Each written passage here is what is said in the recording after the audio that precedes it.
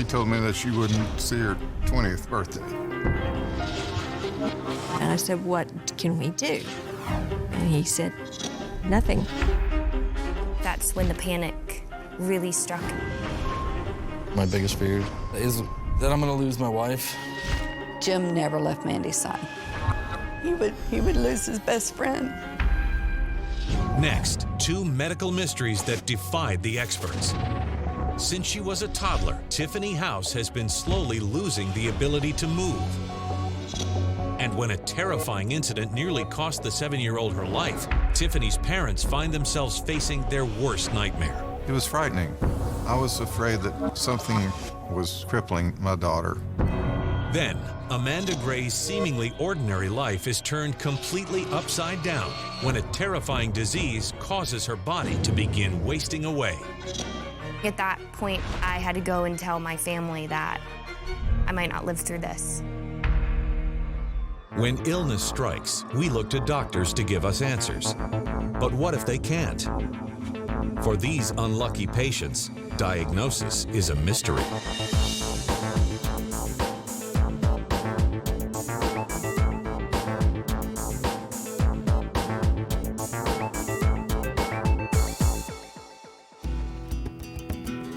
When San Antonio high school sweethearts Randall and Marilyn House married in the summer of 1970, they wasted no time preparing for their new lives together. We bought our first home, and at that time we started thinking about a family.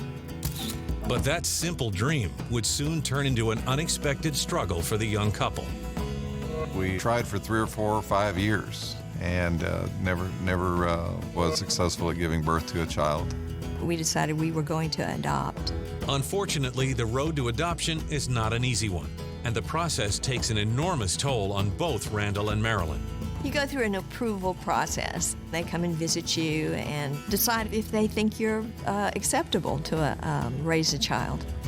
So it's kind of difficult. It's having somebody come in and look at you. But then one day in January of 1983, they receive a phone call that changes their lives forever. They had a young girl. She was the most beautiful thing that we ever saw. But we were elated. We picked her up and took her home, and she was just a precious little baby. The new parents name their daughter Tiffany and quickly adjust to life as a family of 3. She was very healthy, very, very beautiful, and it changed our lives almost completely, almost overnight. Over the next 2 years, Randall and Marilyn add to their family. First, a younger sister for Tiffany, then a brother. Well, it was wonderful. We had 3 children running around the house, and we had a lot of bonding with our children. But shortly after Tiffany turns 3, the first sign of trouble appears when, out of the blue, she comes down with an alarming illness. She seemed to have a little difficulty breathing. She was terribly congested. It often sounded like there was fluid in her throat or in her chest cavities. We couldn't kick it. We couldn't get over it. So I took her to the doctor. The doctor says, well, she has a cold, and back then they would give you a amoxicillin. We took tons of that stuff.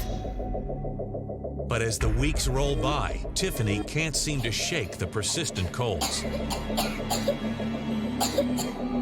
I remember, having a sore throat, runny nose, and then I'd get congestion in my chest. Sometimes it'd get really bad. It seemed to me there must be something maybe going on that we weren't aware of. But each time Marilyn takes Tiffany in to see the pediatrician, he repeatedly assures her that the little girl just has a weaker than normal immune system. When you hear there's nothing wrong, you go a big sigh of relief.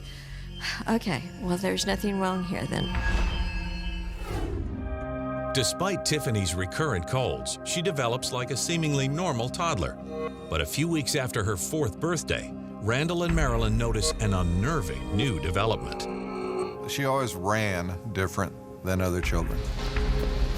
She kind of waddled like a duck. I remember putting her in the yard and trying to teach her to run. I'd say, Tiffany, you have to move fast, and let's move our arms. And she couldn't run. And we thought that was a little strange.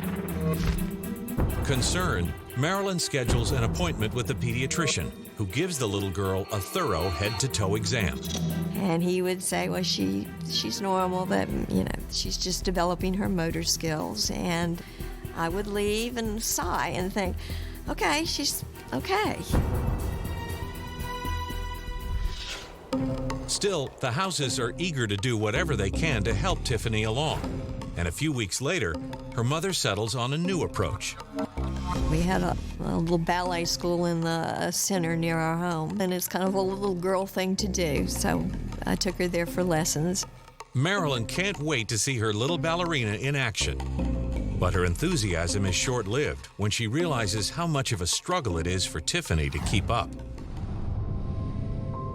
She would fall on the stage. She couldn't bend as easily as the other children. She had difficulty getting up. In a group of 5 or 6, Tiffany would always be the one to trip up.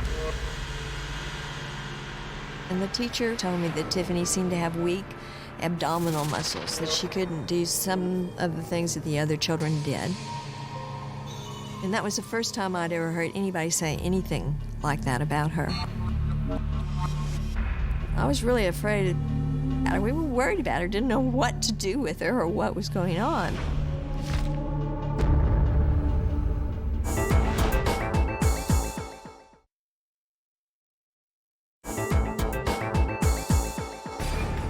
For the past 3 years, 6-year-old Tiffany House has experienced a rash of severe colds and delays in her basic motor skills. Now Tiffany's struggling in dance class, and her instructor believes she may be suffering from something far more serious. Troubled by this latest development, her mother, Marilyn, makes an appointment with a local neurologist. We thought that would be a good idea, that maybe we could just run her through a general checkup to see if she was okay. This one doctor I saw was a neurologist, the typical neurology test that they do. Touch your finger to your nose, bend down, walk down the hall. But nothing could have prepared Marilyn and Randall for what the doctor has to say. He determined that, well, she's just weak. She's just weak. There's really nothing wrong that he could find.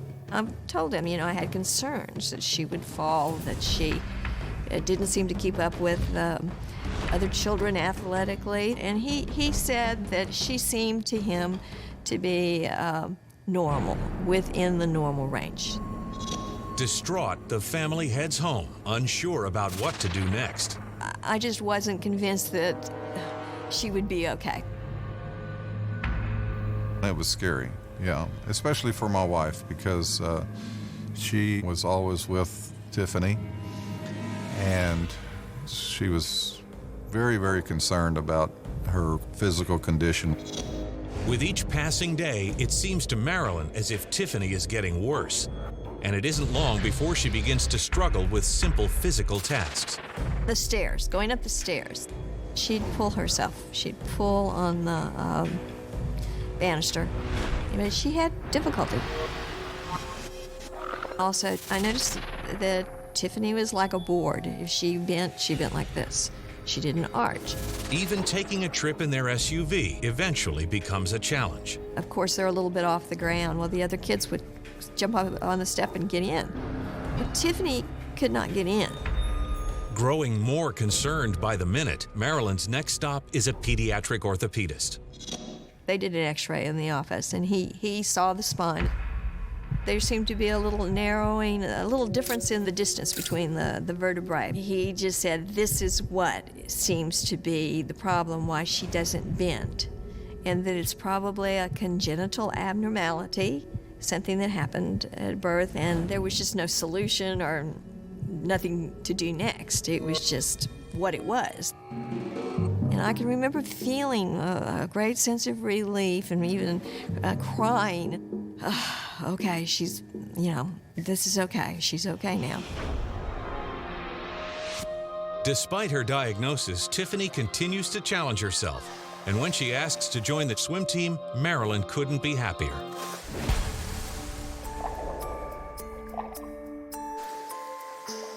Tiffany never was good She was always the last one, and she always brought up the rear, but she didn't seem like that bothered her. While Tiffany struggles to keep up with her teammates in the pool, she enjoys the camaraderie and finds solace in the fact that she excels in the classroom. There's the whole stereotype of, the nerd who's got the glasses and is the avid reader and just isn't good at sports. So I didn't think that there was anything wrong because I was good at school. But when another seemingly unrelated yet frightening symptom begins to emerge, Tiffany and her parents can't help but sit up and take notice. Tiffany ate differently than other children. She had difficulty swallowing. She would get choked occasionally. She had problems with chewing and with swallowing. She gagged. It took her a long time to eat. Once again, Marilyn takes Tiffany back in to see a new round of doctors, but each and every one of them assures her that there's nothing wrong with her little girl. We're worried that there's something there that we can't get pinpointed, that we don't know what to do with her next, that we've been to this doctor and that doctor and you don't know where to go next.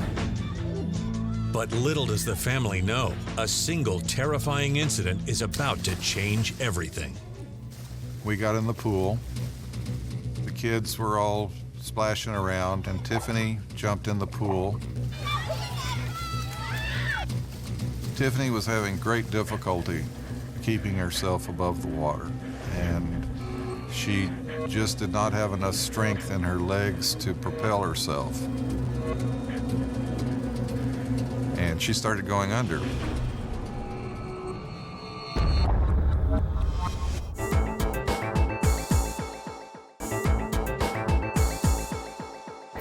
For the past 7 years, Randall and Marilyn House have watched their daughter Tiffany battle chronic colds, struggle to swallow her food, and slowly lose control of her muscles. But the parents can hardly believe their eyes when in the middle of a swim, the 10-year-old suddenly begins to drown. I jumped in and held onto her and pulled her out of the water. It was frightening. That was a very frightening moment. I was afraid that something was crippling my daughter. Petrified by the near-death experience, the Houses immediately set up a series of appointments with specialists, hoping that one of them will be able to identify what's causing Tiffany's body to shut down. But once again, they come up empty. And that was a very frustrating point in time. We as parents knew there was something wrong with our daughter.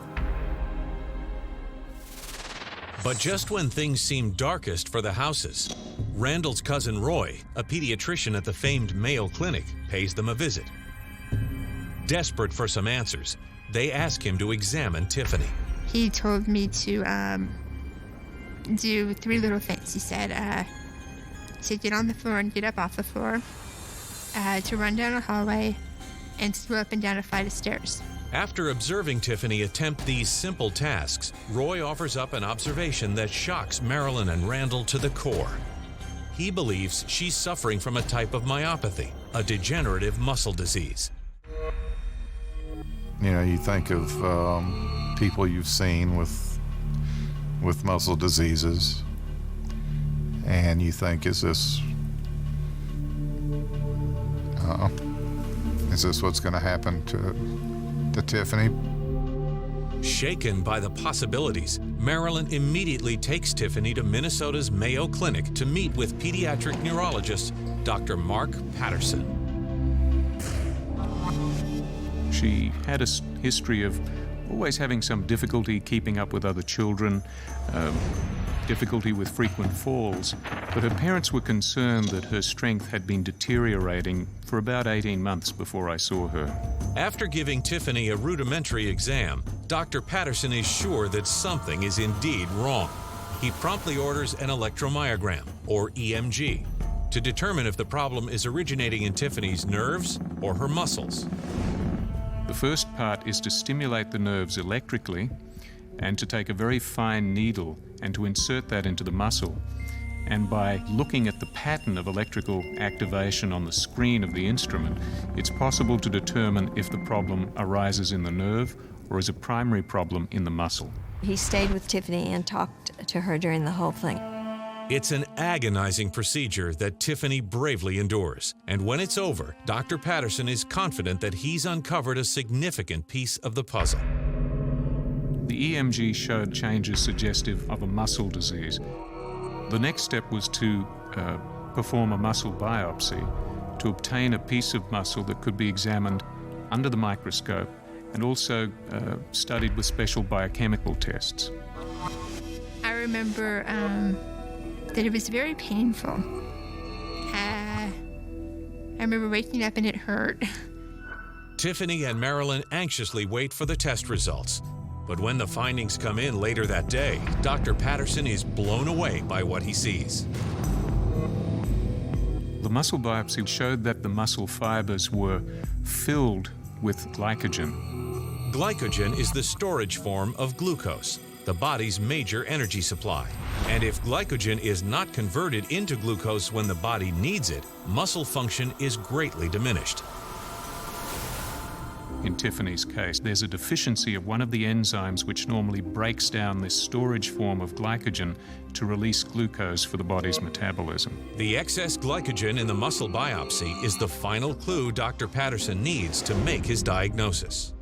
Dr. Patterson called us into the office and he said that she has a very rare disease. The storage of glycogen confirmed the diagnosis of acid maltase deficiency, also known as Pompe's disease. Pompe disease is a neuromuscular genetic disorder caused by a mutation in the gene that makes an enzyme called alpha-glucosidase, or GAA. In healthy patients, the body uses GAA to break down glycogen, a form of sugar used for energy. But in patients like Tiffany, mutations in the gene reduce this essential enzyme. As a result, excessive amounts of glycogen accumulate in the body, causing muscle cells to literally attack themselves. This storage of the glycogen damages the normal function of the cell so that parts of the cell begin to digest themselves, causing loss of muscle bulk and tissue over time. Ultimately, Pompe disease explained all of Tiffany's problems in early life. Because she couldn't expand her lungs normally, she wasn't able to cough normally to clear her lungs, and so in that situation, anyone is susceptible to infection. Because she wasn't able to generate energy in a normal fashion, and it means that you can't maintain your normal posture, you don't walk in a normal fashion, she couldn't move normally. In fact, the disease affects almost every muscle in the body, including the esophagus. There are so-called voluntary muscles involved in swallowing. It becomes difficult to swallow. But while it's reassuring to finally know what's been causing Tiffany's body to go haywire, the diagnosis is devastating. There is no cure for Pompe disease. Dr. Patterson said that it is a progressive degenerative muscle disease. And I said, what can we do? And he said, nothing. There is no treatment, there is no cure, you can do nothing. And that she would live to her second decade. And I said, she's in her second decade. You know, what does that leave for us?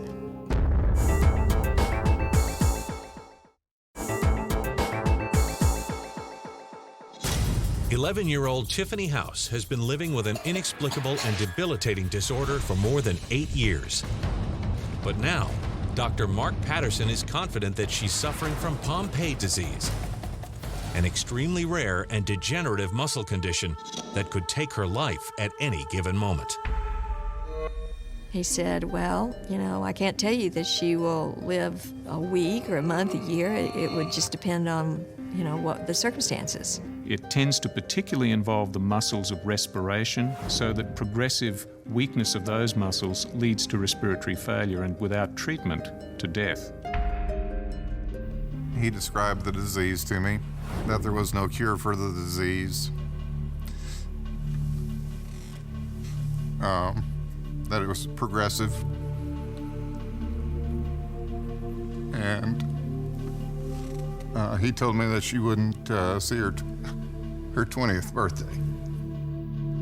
There was never a lot of emphasis placed on being told what my diagnosis was. It was just, this is something we have to deal with and find a way to overcome. The family is completely shattered by the diagnosis. At the same time, they can't help but wonder why it took more than 9 years to uncover it. This is not a common disease. It's about 1 in 40,000 or so. When you see a child with this sort of weakness, there are often other things that are more common that people would think of. When Tiffany simply seemed to be a little clumsy, had frequent infections, those things are common in young children, and so one wouldn't necessarily consider the possibility of a muscle disease. Not sure where to turn next, the family heads back to Texas, determined to figure out a way to move on with their lives.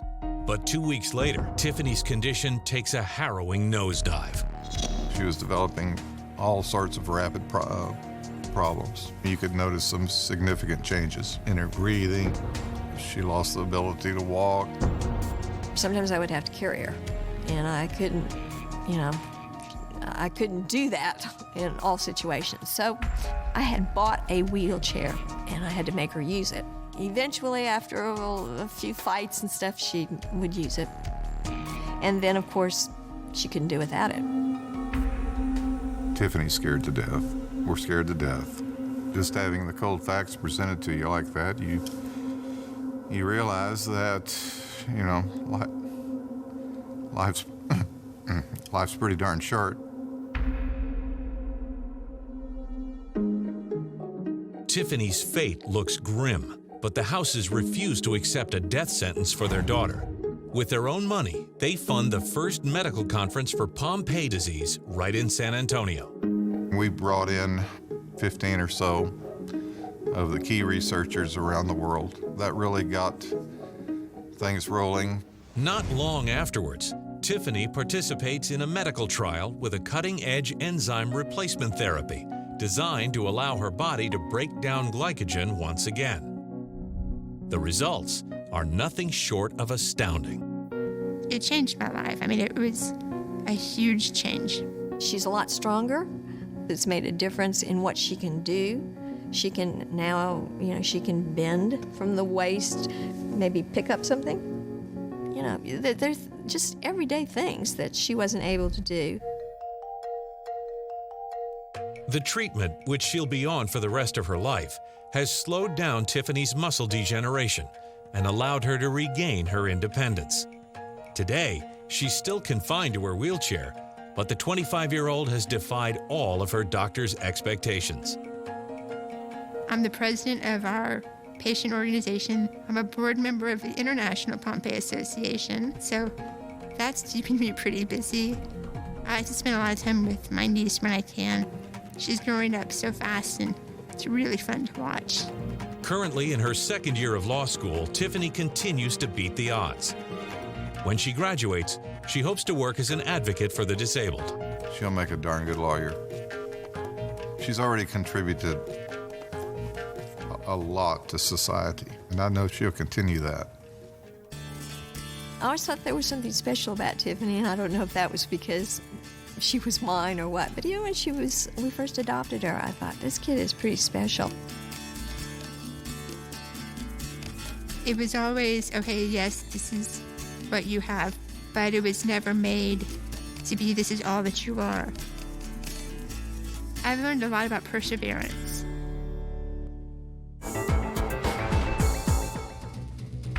While Tiffany House's strength and mobility slowly deteriorated over a period of 9 years, it took less than 4 months for Amanda Gray's body to begin shutting down completely. Amanda had just graduated college when she met Jim Gray in the summer of 2003 at a nightclub in Tampa, Florida.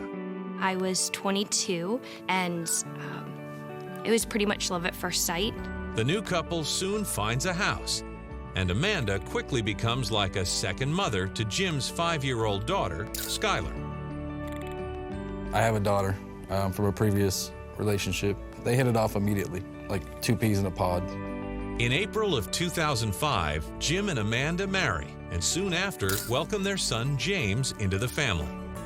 Just a year later, the young mother gives birth once again to a daughter they name Jaylee. I definitely always wanted to be a mom. I always wanted to have kids, and it happened pretty much the way that I would want it to. Eventually, Amanda quits her job as a medical lab manager to become a full-time mom. She loves spending time with her kids, but soon after Jaylee's birth, she begins to feel unusually run down. In January of 2008, I felt a lot of fatigue. And at the time, I didn't know if it was that I had 3 kids, and like any other mother, I was just very tired. Amanda tries to get as much rest as she can, but it isn't long before a mysterious symptom emerges. It just felt like my joints couldn't move. That they had become so stiff and just almost stone-like. And it was very, very painful to even pick up my children. And it frightened me that I could possibly drop them. There were times when she would tell me that she had a hard time, opening this or doing that. Never one to grumble, Amanda does her best to grin and bear it. Until a week later, when she wakes up with an alarming new complaint. My neck was very, very sore on the left side. It felt very stiff. It hurt to move it, almost like I had sprained it. And when I went to go feel my neck, it had developed swollen lymph nodes. Not wanting to take any chances, Amanda makes an appointment with her general practitioner for the next day. She went over my joints to see if there was any swelling and see if it started to affect any other joints in my body, checking the swollen lymph nodes and the nodules in my neck.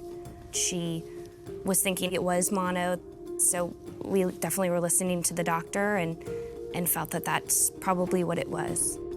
Mononucleosis, often called the kissing disease, is a virus transmitted through saliva. But there's no specific therapy available, as antibiotics don't work against viral infections. She gave me anti-inflammatories because she was hoping that that would help. If there was any swelling, that would help ease the pain a little bit. She certainly didn't want any concern to be relayed to her family. But I think at 27, she was very concerned that this may have been something else. I think she probably forced herself to get up, and do things and try not to look sick. She doesn't like being the victim. Over the next few days, Amanda does her best to keep it together. But things soon take a dramatic turn for the worse.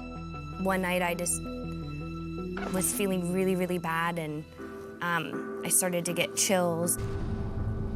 And so I took my temperature, and at the time it was 101. And probably about 4 hours after that, my fever shot up to 104. And I think that's when the panic really struck. It's probably one of the scariest moments of my life. I definitely had to monitor.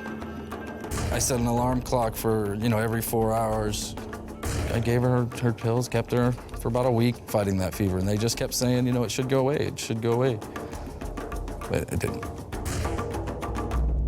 After 7 days of dangerously high fevers, incapacitating soreness, and strangely swollen lymph nodes, Jim decides it's time for a more drastic course of action. I made her go to the emergency room. I figured if you're at the emergency room, they're going to test you for more in depth than the doctor would. And I was just scared. I couldn't get there fast enough.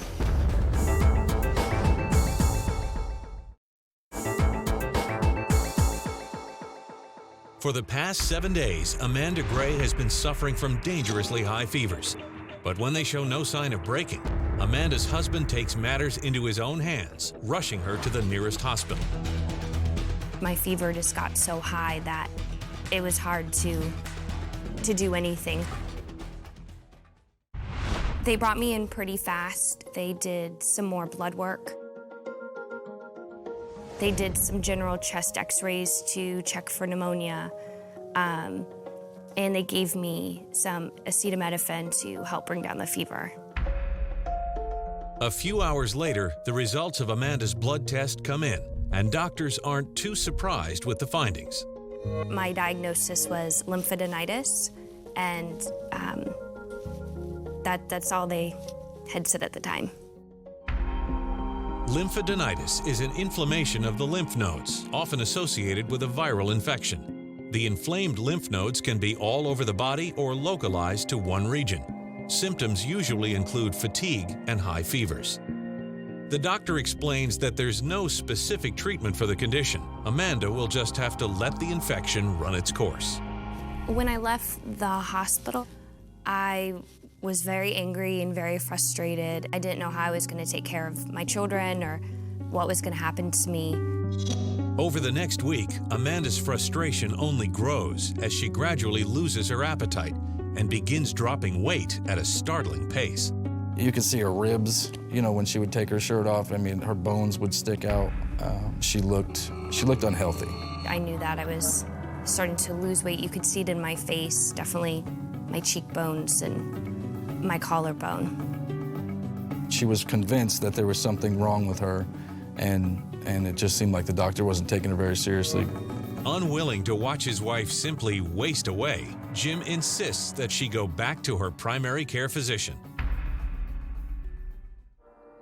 Shocked by Amanda's dramatic weight loss and the persistent series of debilitating symptoms, the doctor immediately orders a new round of blood work.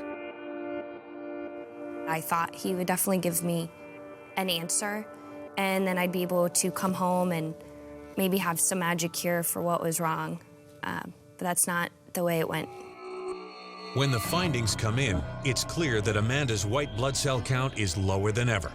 It's a sobering turn of events, as dropping blood levels are often indicative of cancer cells.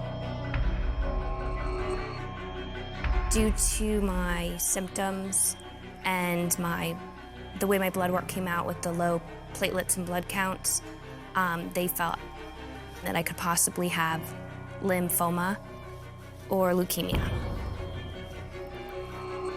It's definitely a state of shock, and I definitely didn't think at 27, when I just had kids, that I would be dealing with a diagnosis like cancer.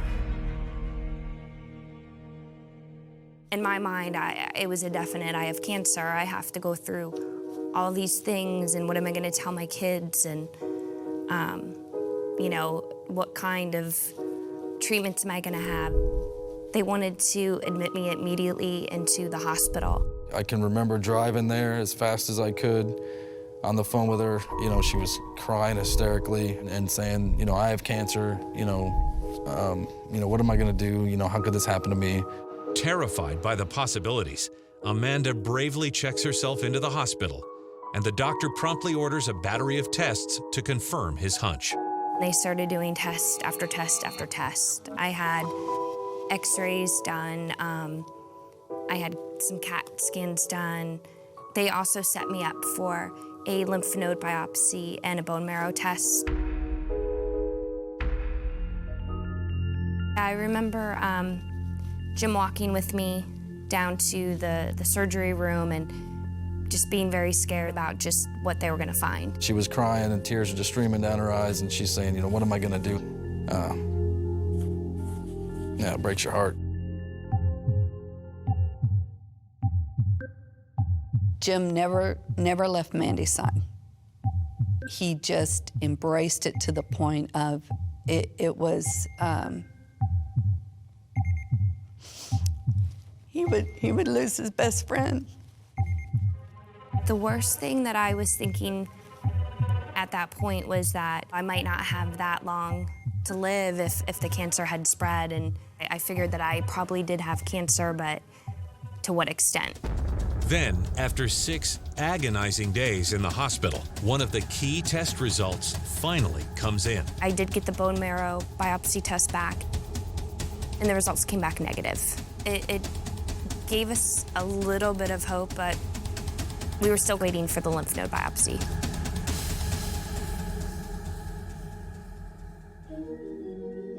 And they allowed me to go home to be with my kids until the oncologist called to give me the biopsy results. A week later, Amanda is at home holding on by a string when her oncologist calls her with the lymph node biopsy findings. It's a day she will never forget.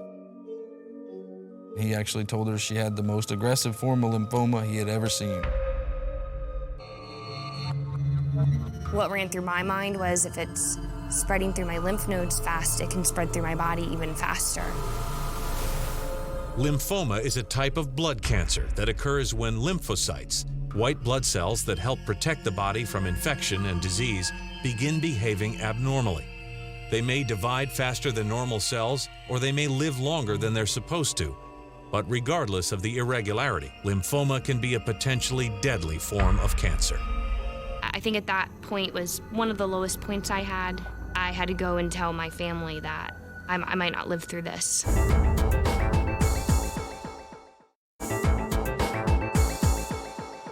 For the past 4 months, Amanda Gray has endured a bizarre constellation of symptoms that her oncologist believes add up to one thing: lymphoma.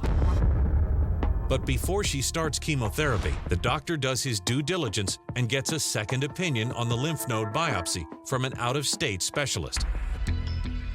But when the analysis comes back a week later, it's more shocking than Amanda could have ever imagined. The doctor called me and suggested that it could possibly be something completely different than lymphoma. I think his mind was spinning as much as ours was. The oncologist offers to continue working with Amanda, but after the misdiagnosis, she's lost confidence and wants someone new. Then, while searching through medical directories one night, Amanda comes across Dr. Lubomir Sokol, a hematologist who specializes in rare diseases. She obviously wanted to know what was going on with her, what type of disease she has, was really a diagnosis correct. As a first step, Dr. Sokol meticulously reviews the entire medical history. Then, Amanda shares some new information that stops the doctor dead in his tracks. Probably a week before I had my visit with Dr. Sokol, some of my symptoms were starting to go away. My fever was not spiking as high, and my lymph nodes were gradually starting to get smaller. Dr. Sokol knows that this new development can only mean one thing. He immediately reviews Amanda's previous lymph node biopsy results, hoping to confirm his hunch. The lymph node showed significant area of necrosis. Necrosis is like dead tissue. The dead tissue signifies that the body is essentially attacking itself and may be evidence of an autoimmune disorder. Immune cells which protect us from viruses and also from cancer cells multiply significantly in lymph node. They can be toxic. They can kill our good immune cells, or they can kill our normal tissue and cause damage. Upon further inspection of the biopsy report, he spots another crucial clue: a number of very specific white blood cells called crescentic histiocytes. Histiocytes are type of white cells which infiltrate tissue. They participate in immune processes, but some of them can also work as scavenger cell. They go to the areas where they can see necrosis. Dr. Sokol also notes an extremely low level of neutrophils, another type of white blood cell. Neutrophils help kill and digest alien cells in the body. What is interesting is absence of neutrophils, because anywhere where you have a lot of dead tissue, neutrophils come and invade that area. This fact makes one thing clear. While Amanda's white blood cells are behaving badly, they are not cancerous, and she does not have lymphoma. However, the combination of low neutrophils and a high crescentic histiocytes count helps Dr. Sokol confirm Amanda's diagnosis. All these features led us to a diagnosis of Kikuchi Fujimoto disease. Kikuchi Fujimoto disease, or KFD, is an extremely rare autoimmune disorder that often assaults the lymph nodes. In patients like Amanda, the immune system simply goes haywire and begins attacking itself, ultimately killing off both the lymph node tissue and the neutrophils designed to protect it. Research suggests that in response, the body starts producing crescentic histiocytes like crazy in an attempt to fight off what it believes is an alien infection. Unfortunately, we still don't know what is cause of a disease, but definitely we know that Kikuchi Fujimoto disease can cause enlarged lymph nodes. Fevers can cause weight loss and so forth. There is a lot of dead tissue, necrosis in lymph nodes, which can lead to systemic symptoms. Dr. Sokol goes on to explain that Amanda's other symptoms of joint pain and fatigue were also a direct result of her damaged lymph nodes.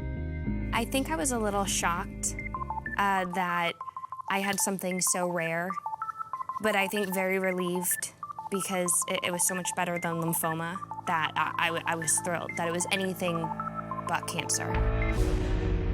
The good news is Kikuchi Fujimoto disease is not life-threatening.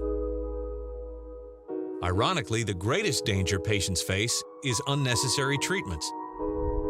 This chemotherapy can cause mutations in bone marrow, and later, 20, 30, 50 years later, she could develop acute leukemia.